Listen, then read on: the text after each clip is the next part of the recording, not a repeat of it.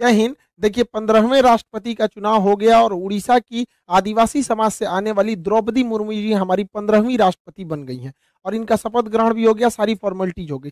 हम लोग ये समझते हैं कि आखिर राष्ट्रपति का चुनाव कैसे होता है, इलेक्टोरल कॉलेज में कौन कौन वोट देता है, राष्ट्रपति उम्मीदवार बनने के लिए सबसे टफ योग्यता क्या होती है और एकल संक्रमणीय अनुपातिक पद्धति क्या होता है, इलेक्टोरल कॉलेज, ये सब के बारे में समझते हैं।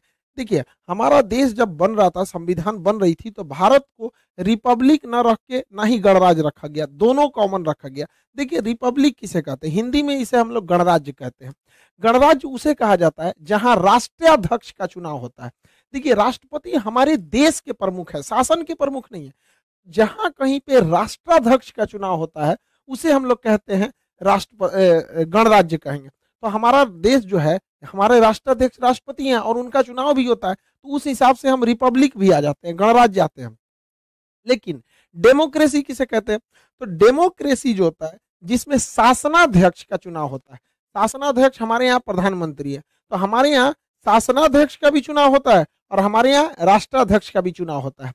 तो इस हिसाब से हम लोग हो गए डेमोक्रेटिव रिपब्लिक, मतलब हमारे यहाँ डेमोक्रेसी भी है और रिपब्लिक भी है, यानी लोकतंत्रात्मक गणराज्य है। गणराज्य इसलिए क्योंकि राष्ट्राध्यक्ष के रूप में बैठे राष्ट्रपति का चुनाव हो रहा है, और लोकतंत्र इसलिए क्योंकि शासनाध्यक्ष के रूप में बैठे प्रधानमंत्री का चुनाव हो रहा है। तो हम लोग लोकतंत्रात्मक गणराज्य अर्थात डेमोक्रेटिव रिपब्लिक है। ये हमारी प्रस्तावना में भी मिलता है। हम भारत के लोग, देखिएगा, हम भारत के लोग भारत को एक संपूर्ण प्रभुत्व संपन्न समाजवादी पंथ निरपेक्ष एवं लोकतंत्रात्मक गणराज्य बनाने के लिए, यानी हम लोकतंत्र और गणराज्य दोनों में डेमोक्रेटिव रिपब्लिक, यानी हमारे यहाँ राष्ट्रपति का चुनाव होगा। अब ये राष्ट्रपति के चुनाव में कौन उम्मीदवार खड़ा होगा इसका डिसाइड करना जरूरी है। तो संसद के 3 अंग होते हैं, लोकसभा, राज्यसभा और राष्ट्रपति। राष्ट्रपति संसद का एक अंग है। तो कहेगा संसद के सदन कितने होते हैं, तो 2 सदन, लोकसभा और राज्यसभा। लेकिन अंग कितने होते हैं, तो 3 अंग हो जाते हैं। तो उसी में एक अंग का चुनाव, सभी अंगों का चुनाव होता है, लोकसभा का चुनाव होता है, राज्यसभा का चुनाव होता है, तो राष्ट्रपति का भी चुनाव होता है। 5 सालों पर राष्ट्रपति का चुनाव होता है।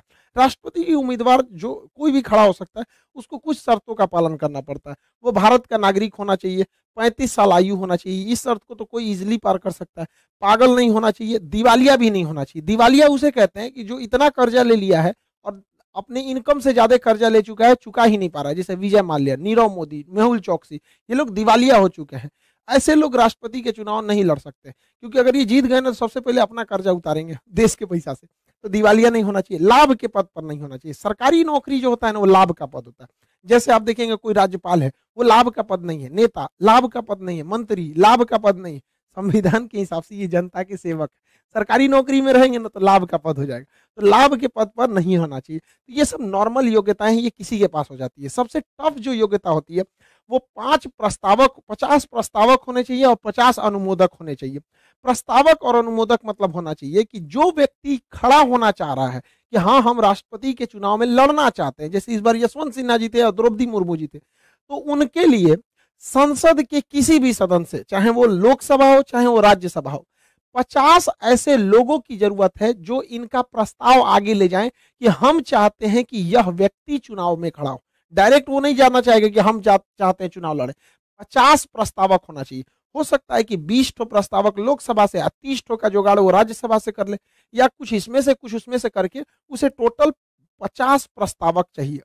जब 50 प्रस्तावक हो जाएंगे तो उस 50 के समर्थन में अलग से 50 अनुमोदक होना चाहिए कि हाँ यह व्यक्ति के साथ हम खड़े हैं, यह जिसे चाहता है कि नहीं ये भी व्यक्ति चुनाव लड़े, हम फेवर में हैं। तो यानी ओवरऑल आपका 100 सांसदों से अच्छा संबंध होना चाहिए, तब ना आपका 50 ठो प्रस्तावक आएगा और इसके अलावे अन्य 50 ठो अनुमोदक होंगे। वो आप कहीं से ला सकते हैं, चाहे वो लोकसभा से ला सकते हैं या राज्यसभा से ला सकते हैं। कोई जरूरी नहीं है कि 50 यहीं से, हो सकता है आपका 50 लोकसभा से प्रस्तावक हो जाए, 50 राज्यसभा से अनुमोदक हो जाए। यानी नाम का प्रस्ताव दे 50 और उस नाम में सहमति यानी अनुमोदन दे 50। ये इतना टफ हो जाता है कि यहीं पर एक कॉमन आदमी चुनाव नहीं लड़ पाता है, क्योंकि 100 सांसद आपके नाम का प्रस्ताव देंगे, इसका मतलब आप बहुत बड़े पॉलिटिशियन होने चाहिए। और दोनों लोग बहुत बड़े पॉलिटिशियन हैं भी। इनका मतलब ये जमीन से एकदम जुड़ी हुई आदिवासी समाज से राज्यपाल रही थी, और ये तो अटल बिहारी वाजपेयी के समय पर तो मंत्री भी रहते हैं यशवंत सिन्हा जी। तो दोनों लोग का नो डाउट बैकग्राउंड तो पॉलिटिकल ही रहा है। अब इनको वोट कौन कौन देगा यहाँ ये डिसाइड करते हैं इलेक्टोरल कॉलेज। हम लोग राष्ट्रपति के चुनाव में वोट नहीं डाल सकते क्योंकि राष्ट्रपति का चुनाव इनडायरेक्टली होता है, अप्रत्यक्ष रूप से, यानी हमारे द्वारा चुने गए लोग ही वोट डालते हैं। तो पहले हम ये समझ जाते हैं कि राज्यों से कौन कौन वोट डालेगा, फिर केंद्र में चलेंगे। देखिए, राज्य के लिए कानून बनाने की जिम्मेदारी विधानमंडल का होता है, और विधानमंडल जो होता है हर एक राज्य में होता है।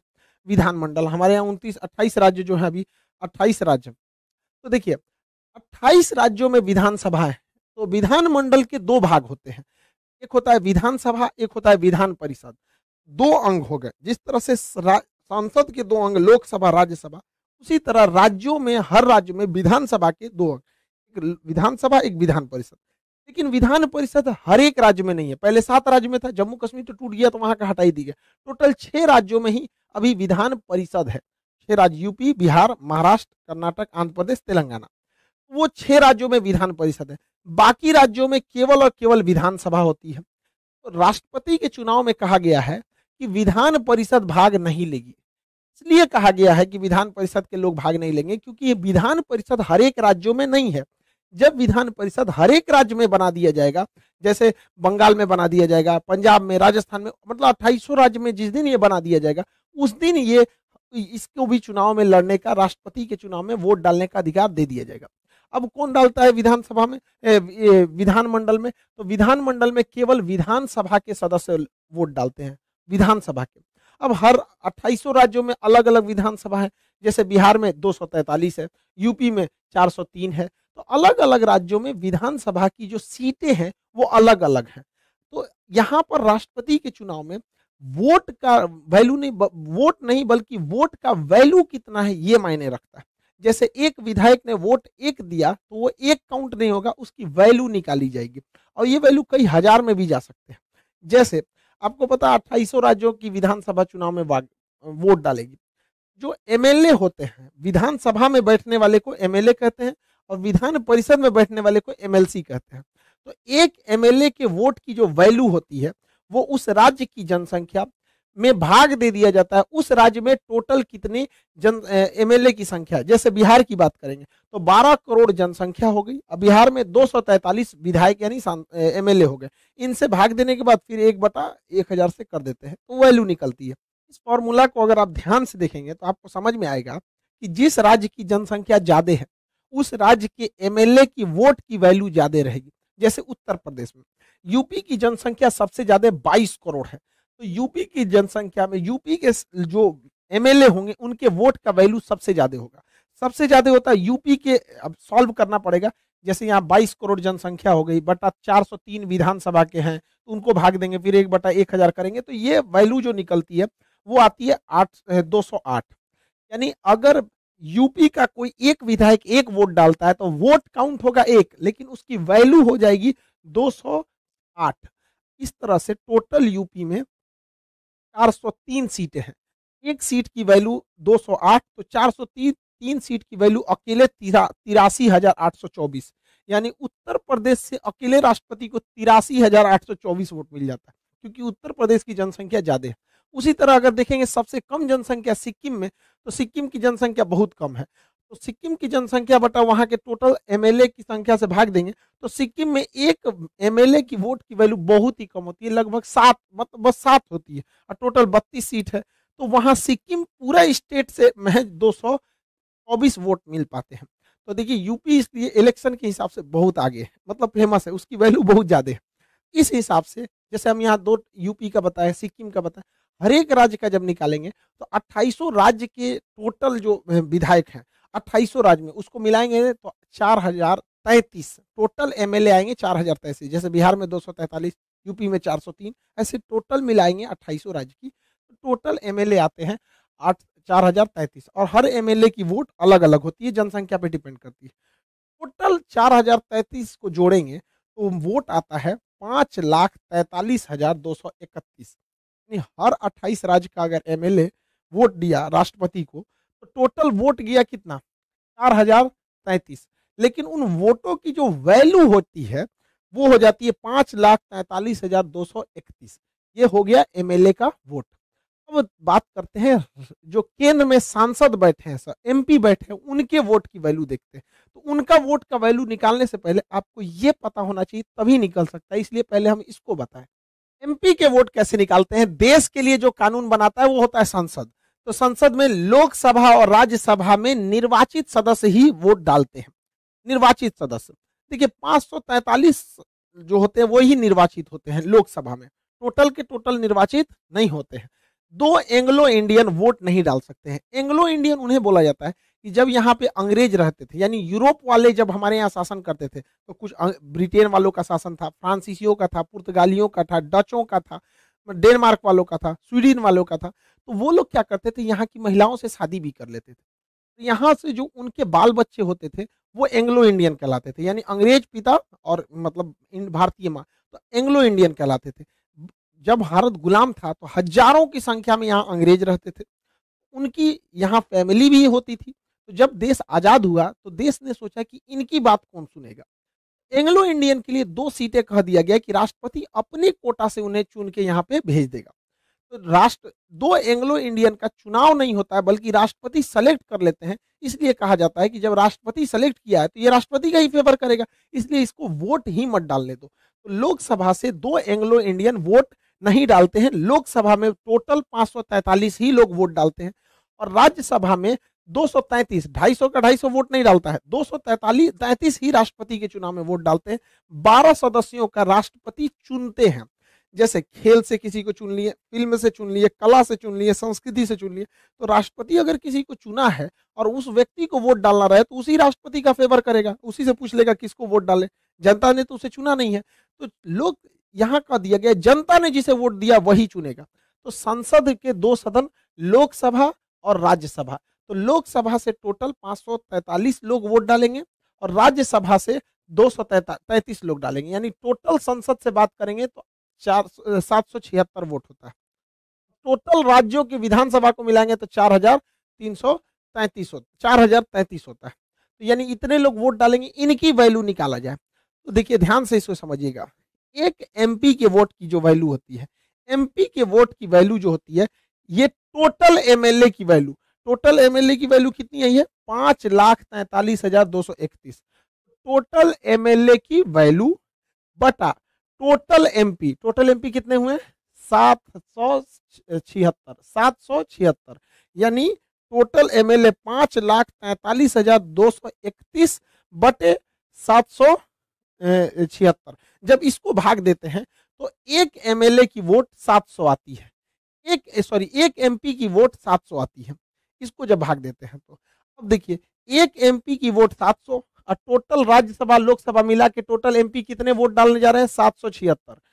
700 गुणे 776 करेंगे तो ये भी आता है 5,43,200, यानी टोटल एमपीओ की वोट की वैल्यू भी 5,43,200 और टोटल राज्यों के एमएलए को भी मिलाया जाएगा तो 5,43,231, यानी ये वाला थोड़ा 31 को वैल्यू ज्यादा आ रही है, वो तो वैल्यू है वजह। तो यानी आप समझ गए कि सांसदों की टोटल वैल्यू बराबर राज्य, हर एक राज्यों के एमएलए के वैल्यू को मिला देंगे तो बराबर आ रहा है। तो यानी अकेले संसद भवन 28 राज्यों के विधानसभा से बराबर वैल्यू रखती है। तो देखिए यहाँ पे 5,43,200 और 5,43,231, तो 31 तो वैल्यू में ज्यादा है थोड़ा सा, ये दोनों बराबर हो गए।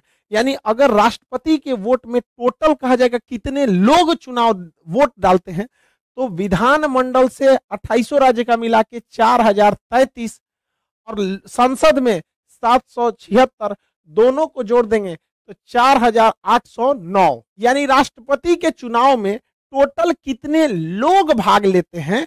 तो 4,809 लोग भाग लेते हैं। और इन 4,809 लोगों ने जो भाग लिया, यानी जो एमएलए और एमपी ने भाग लिया, वोट डाला, इनके टोटल वोट की वैल्यू कितनी होती है? तो वह वैल्यू होती है 10,86,431। 10,86,431 ये टोटल वैल्यू। यानी राष्ट्रपति के चुनाव में अगर किसी का वोट बर्बाद ना हो, इन्ने उन्हें नहीं मारे, तो टोटल इतना ही वोट आता है। इसी को कहते हैं राष्ट्रपति का इलेक्टोरल कॉलेज। यानी वोट डालने वालों की संख्या ज्यादा नहीं है, सांसदों की संख्या 776 और टोटल एमएलए की संख्या 4033 यानी 4809। बट इन 4809 की टोटल वैल्यू जो हो गई वो 10,86,431 हो गई। अब आगे समझते हैं कि अब ये लोग अपना वोट डालते कैसे हैं, आनुपातिक पद्धति से कैसे डाला जाता है वोट। राष्ट्रपति के चुनाव अभी भी पर्ची पे होता है, ईवीएम मशीन पे पर्ची के सिस्टम से होता है और यहाँ पर ये सिंगल वोट नहीं दिया जाता है। जैसे अगर किसी गांव में 3 गो मुखिया है, हम सोचेंगे इनको भी वोट दे दे, इनको भी वोट दे दे, इनको दे, तो किसी को वोट नहीं जाएगा, वोटे बोगस हो जाएगा। बट राष्ट्रपति के चुनाव में ऐसा नहीं होता है। राष्ट्रपति के चुनाव में प्रिफरेबल वोट दिया जाता है, समानुपातिक पद्धति होती है। समानुपातिक पद्धति, समानुपातिक मतलब हमें सबको वोट देना है, जो जो चुनाव में खड़ा है हमको सबको वोट देना है। लेकिन जिस वोट को हम लोग देते हैं वो तो सिंगल वोट होता है, सिंगल, एक बार दीजिए बस किसी एक को, प्रोपोर्शनल वैल्यू नहीं दे सकते। जैसे हमारा मन किया कि 3 आदमी यहाँ चुनाव में खड़ा है, एक आदमी का नाम है राष्ट्रपति के चुनाव में ए, दूसरे का नाम है बी, तीसरे का नाम है सी, मान के चलिए। तो हम लोग को जो वोट देना है, यानी जो एमपी और एमएलए को वोट देना, आपको पता है इलेक्टोरल कॉलेज में कौन कौन वोट दे। इलेक्टोरल कॉलेज मतलब यार इन्हीं को इलेक्टोरल कॉलेज कहते हैं। 4033 ये और 776 ये, इन्हीं को मिला देते तो इन्हीं को इलेक्टोरल कॉलेज कहते हैं। तो इन्हीं लोग को वोट डालना है। तो ये लोग ना सीक्वेंस में देते हैं, सबसे अच्छा कौन लगा, तो सपोज कीजिए किसी को सबसे अच्छा लगा ये, और 2 नंबर पे कहा कि ना बी वाला हमको ठीक नहीं लगता, इसको हम पसंद नहीं करते, हम 2 नंबर पे इनको रखेंगे। और 3 नंबर पे हम कहेंगे मजबूरी है कि सबको वोट देना ही है, तो चल भैया तुमको हम सबसे लास्ट कर दिए। यानी हम अपनी वरीयता क्रम में राष्ट्रपति उम्मीदवार जितने भी खड़े हुए हैं, जैसे इस बार 2 ही खड़े हुए थे, सपोज कीजिए 3 खड़े होते, तो हमको जितने लोग खड़े हैं सबको उनके वरीयता क्रम में वोट डालते जाना है। तो हमको सबसे अच्छा लगा, सपोज करिए किसी एक को सबसे अच्छा ये लगा, समझ में आ रहा है कि नहीं आ रहा। अगला इंसान आया वोट डालने, अगला को लगा कि नहीं हमको ये पसंद नहीं है, हम इसको 2 नंबर पे डालेंगे, और हमको ये वाला ज्यादा पसंद है, ये वाला उम्मीदवार को हम 1 डालेंगे, आई तो हमको पसंद है नहीं, हम इनको 3 डाल दिए। यहाँ दूसरा आदमी ने ऐसे वोट डाल दिया, वो भी प्रीफरेंस में देगा अपने वरीयता क्रम के हिसाब से। अब अगला आदमी आएगा वोट डालने, क्योंकि टोटल सांसद 776 हैं, टोटल विधायक 833 हैं, 4033 हैं। तो अब अगला आदमी आएगा वोट डालने, वो कहता है कि नहीं हम सबसे ज्यादा पसंद करते हैं ए को, और 2 नंबर पे पसंद करते हैं बी को, 3 को तो हम एकदम लास्ट में देंगे, दे दिया यहाँ पर, ऐसे कर दिया यहाँ पर। फिर अगला इंसान आएगा वोट डालने, अगले इंसान को लगेगा कि नहीं हमको ये ठीक नहीं लग रहा, हम इसको एकदम यहाँ डाल देंगे, इसको हम 1 नंबर पे रखेंगे, इसको 2 नंबर पे हम वोट डालना चाहते हैं। इसी तरह करते करते नेक्स्ट आएगा तो वो इसको कर देगा कि भाई हम इसको 3 नंबर पे रखते हैं, इनको 2 नंबर पे रखते हैं, इसको 1 नंबर पे रखते हैं। अब इस तरह से करते करते हम 4809 का थोड़े ना करेंगे, हम यहाँ एग्जाम्पल में इतने लोगों से वोट डला दिए, 1 2 3 4 5 आदमी से वोट डला दिए। ऐसे ही कर करके टोटल वोट कितना जाता है 76 4033 यानी 4809 वोट जाता है। तो हम पूरा यहाँ नहीं ना वोट डालते फिरेंगे यहाँ पर ताकि भर जाएगा, जगह भर जाएगा, हम बस इसे समझाए हैं। इस तरह से डाला जाता है वोट। अब हम देखते हैं कि किस तरह से प्रथम चरण की मतगणना और द्वितीय चरण की मतगणना होती है। ध्यान से समझिए, अब मतगणना कैसे होगी। जब मतगणना होगी यहाँ पर तो सबसे पहले प्रथम चरण की मतगणना होगी। प्रथम चरण की मतगणना, प्रथम चरण की मतगणना में क्या होता है कि हम लोग ये देखते हैं कि 1 नंबर पर सबसे ज्यादा किसे पसंद किया गया है, यानी पहली वरीयता सबसे ज्यादा किसे पसंद किया गया। तो 1 नंबर पर आप गिन के बताइए हम तो यहाँ बस एग्जाम्पल के तौर पे 5 वोट लिए हैं, वैसे तो सबने वोट डाला रहा था। 1 नंबर पे कितने लोगों ने सेलेक्ट किया है, ध्यान से देखिए। 1 नंबर पर ए को 1 2 यानी 2 लोगों ने इसे पहली प्राथमिकता दी है, और इनको देखिए 1 और 2, इसको भी 1 नंबर पर 2 लोगों ने प्राथमिकता दे दी है, और इनको केवल 1 ही ने दिया है। बताइए कौन जीतेगा। ये सबसे ए को पहली वरीयता 1 और 1 2 लोगों ने वरीयता दिया था, बी को भी 2 लोगों ने पहली वरीयता दे दिया था, और इनको तो पहली वरीयता 1 ही आदमी दिया था। तो ये दोनों तो बराबर हो गए, ये तो एकदम क्या हो गए, खत्म हो गए। तो इनमें क्या होता है कि इनके वोट को इन दोनों में ट्रांसफर कर दिया जाता है, कहा जाता है कि तुम जाओ, अब हारिए गए हो तो घरे चल जाओ। तुम्हारे वोटों का कोई वैल्यू नहीं है। तो इसे कहते हैं सिंगल ट्रांसफरेबल, एकल संक्रमणीय। तो ये हो गया एकल संक्रमणीय गिनने का तरीका। और अनुपातिक पद्धति मतलब हो गया हम सबको उनके अनुपात में वोट डालेंगे। तो राष्ट्रपति का चुनाव एकल संक्रमणीय, यानी जो कम वोट पाया है उसका वोट बाकियों को दे दिया जाता है कि भाई तुम जाइए रहो तो हमेशा के लिए जाओ, और तुम जीत रहे हो तो अच्छा से जीतो। और अनुपातिक पद्धति का मतलब होता है कि अनुपात में वोट डालना है। समझ में आ गया कि नहीं? अब ये बताइए, पहली चरण की मतगणना में तो कोई जीता ही नहीं, दोनों बराबर होगा। अब बताइए ए जीतेगा कि बी? तब यहां होता है द्वितीय चरण की मतगणना। द्वितीय चरण की जब मतगणना होगी तो हम लोग अब देखेंगे कि द्वितीय वरीयता किसको ज्यादा मिला है, क्योंकि प्रथम वरीयता में तो दोनों को बराबर बराबर मिला। द्वितीय वरीयता किसको ज्यादा मिला है? तो 2 नंबर पर इनको एक आदमी ने पसंद किया, 2 नंबर पर एक आदमी ने यहाँ पर पसंद किया है, तो यहाँ लिखेंगे एक। और कोई इनको 2 नंबर पर रखा है? नहीं, ये तो खत्म ही हो गए। इनको 2 नंबर पे कितने लोगों ने रखा है? 1 और 2, यानी इनको 2। इस हिसाब से विजेता हो गए 2 नंबर, यानी बी वाला व्यक्ति विजेता हो गया। और यह बी जो विजेता हुआ है वो प्रथम चरण में नहीं हुआ है, वह द्वितीय चरण में हुआ है। तो जब कभी भी प्रथम चरण में वोट बराबर हो जाते हैं तब द्वितीय चरण की मतगणना आती है। यह नौबत आया था बीवी गिरी के समय। तो बीवी गिरी जो चुनाव जीते थे वो द्वितीय चरण की मतगणना में जीते थे। तो राष्ट्रपति का जो चुनाव होता है वो अप्रत्यक्ष होता है, हम लोग वोट नहीं डालते हैं, बल्कि हमारे द्वारा चुने गए एमपी और हमारे द्वारा चुने गए एमएलए वोट डालते हैं। तो राष्ट्रपति का चुनाव अप्रत्यक्ष रूप से एकल संक्रमणीय पद्धति द्वारा अनुपातिक प्रणाली में किया जाता है। तो इस प्रोसेस से राष्ट्रपति का चुनाव होता है। 15वें राष्ट्रपति के चुनाव में द्रौपदी मुर्मू जी को 6,76,803 वोट मिले हैं। और वहीं इनके जो प्रतिद्वंदी थे यशवंत सिन्हा जी, इनको 3,80,177 वोट मिले हैं। यानी अगर परसेंटेज में बात करें तो 64% वोट मिले हैं द्रौपदी मुर्मू जी को और लगभग 36% वोट मिला है यशवंत सिन्हा जी को। इस प्रकार एक भारी अंतर से द्रौपदी मुर्मू जी चुनाव जीत गई। ये एक आदिवासी समाज से आती है और ये आदिवासियों के लिए शुरू से बहुत कुछ की है। ये एक बहुत ही मतलब लोअर फैमिली से आती थी। इनके समाज, इनकी फैमिली में यही पहली मतलब महिला थी जो आगे जाके हायर एजुकेशन की थी। और ये काफी दूर इन्हें स्कूल से जाना पड़ता था। कई बार ये अपने राजनीतिक करियर में आदिवासियों के लिए बहुत सारे आवाजों को उठाए हैं। ये रामनाथ कोविंद जी का जगह लेंगे। लेकिन किसी भी समाज का भला केवल एक व्यक्ति से नहीं हो सकता जब तक वो पूरा समाज नहीं पढ़ेगा। हमारे रामनाथ कोविंद जी दलित समाज से आते थे, 5 साल राष्ट्रपति रहे, दलित समाज में बहुत ज्यादा उत्थान देखने को नहीं मिला। वैसे ही हमारे आदिवासी समाज से आती हैं द्रौपदी मुर्मू जी। तो ऐसा नहीं है कि बहुत ज्यादा परिवर्तन देखने को मिलेगा। जब तक कोई भी समाज खुद शिक्षित नहीं होगा तब तक कुछ नहीं हो सकता है।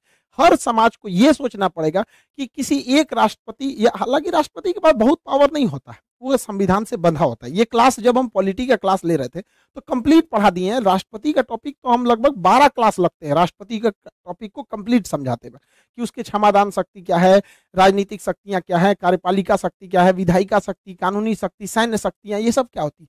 लेकिन राष्ट्रपति जो भी है वो एक बंधा हुआ है मंत्रिमंडल से, कि राष्ट्रपति को जो काम डिसीजन लेना है वो मंत्रिमंडल के सलाह से ही लेगा।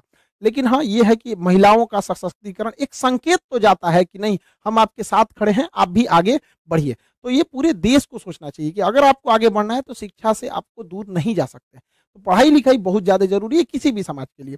और आप लोग के लिए जो भी बैचेस थे, अभी लाइन से बैचेज आ गए हैं। सुबह 9 बजे ज्योग्राफी, 10 बजे वर्ल्ड मैप, दोनों को मिला के पढ़ना बेहद जरूरी है। क्योंकि आप लोग का बिना ज्योग्राफी और मैप छोड़ दीजिएगा तो एक बहुत बड़ा हिस्सा जीएस का छूट जाता है।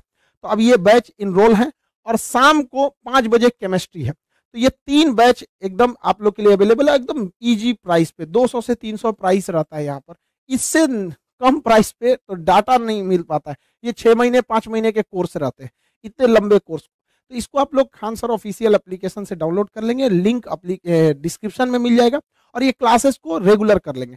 हम फिर बताते हैं कि ये क्लास को मतलब सीटेज लिमिटेड रहती हैं, इसलिए हम लोग डेडिकेटेड बता भी नहीं पाते, क्योंकि क्लासेज बहुत लंबा लेना रहता है, डेली क्लासेज रहते हैं, इसलिए वीडियोस थोड़ा सा लेट हो गया था। बट इस बार बहुत लेट हो गया था, इतना लेट नहीं होगा, लेकिन कुछ क्लासेज ज्यादा थे, इस वजह से ज्यादा लेट हो गया। आई होप आप राष्ट्रपति के कॉम्प्लिकेटेड टॉपिक को पढ़ेंगे। हालांकि पॉलिटी के क्लास में बहुत डिटेल से राष्ट्रपति का पूरा टोटल 12 घंटे का क्लास होता है। नहीं बताइए 12 घंटे की चीज को हम लोग मतलब छोटे से क्लास में कितना समझा सकता है। सर अब हम लोग मिलेंगे ज्योग्राफी के क्लास में। इसमें geography, topography, astronomy, geology, geomorphology, climatology, सारे चीज इसमें कवर कर दिए जाएंगे। वर्ल्ड मैप में थेमेटिकल, पॉलिटिकल और ग्लोब तीनों इसमें कवर हो जाएगा। और केमिस्ट्री में ऑर्गेनिक, इनऑर्गेनिक, जितना मतलब आप, अभी सामने रेलवे के एग्जाम्स हैं और जो भी अभी कमीशन वाले हैं उस सब में ये सारी चीज़ों को बहुत इंपॉर्टेंस है। आई होप आप इसे समझे होंगे।